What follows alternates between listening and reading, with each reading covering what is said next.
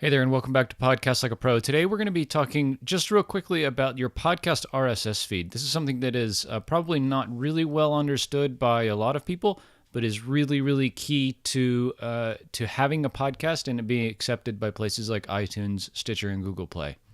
So what is a podcast RSS feed? So places like iTunes, Stitcher, and Google Play, we'll call them podcast directories. These podcast directories don't actually store your podcast information. They just read your podcast RSS feed and display that information in their directories. So when someone says, I'm going to publish my podcast to iTunes, what they really mean is, I'm going to publish my podcast wherever my RSS feed lives, and places like iTunes will read it and update my podcast listing appropriately. So I have a new episode, I'll publish it into my RSS feed, and then iTunes will see that change and update my podcast listing with that newest episode. So you don't ever publish a podcast to iTunes or Stitcher or Google Play. You publish a podcast wherever your podcast feed lives, and then these podcast directories update your information. The same way, if you update the name or the cover image or the description or the category of your podcast, iTunes will read that change in your RSS feed and update your podcast listing accordingly. So as I mentioned, there's specific meta information about your show as a whole, as well as information about each episode. There are some very specific requirements by iTunes for a feed to be considered valid, and we'll go into what some of those are and what some common kind of pitfalls people come into. And your feed must be valid for the life of your show. If your feed ever becomes invalid, your podcast will not update, and new episodes you publish won't be reflected in iTunes. So when it comes to RSS feeds for podcasts, there's really two sides to every story. One are what we'll call channel information or meta information about your podcast as a whole. The other is episode-specific information about each episode you publish. So in terms of channel information, you see here a list of all of the items that you can configure for your podcast RSS feed. This is the same regardless of your provider.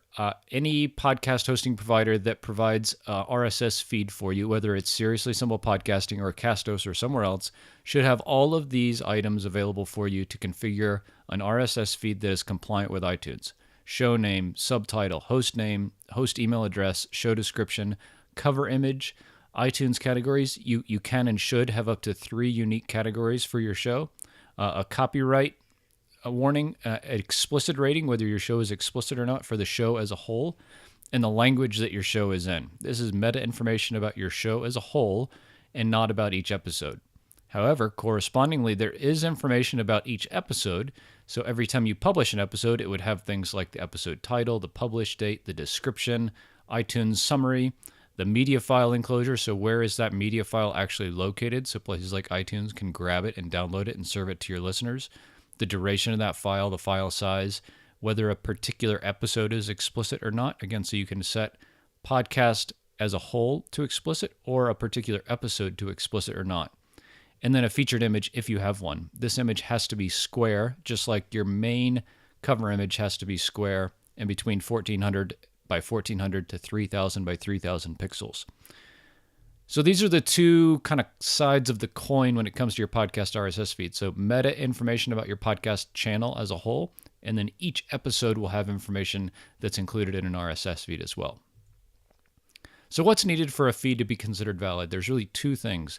So you need to fill out all of the information on that channel list that we talked about before, so meta information about your show as a whole, and at least 1 podcast episode needs to be published.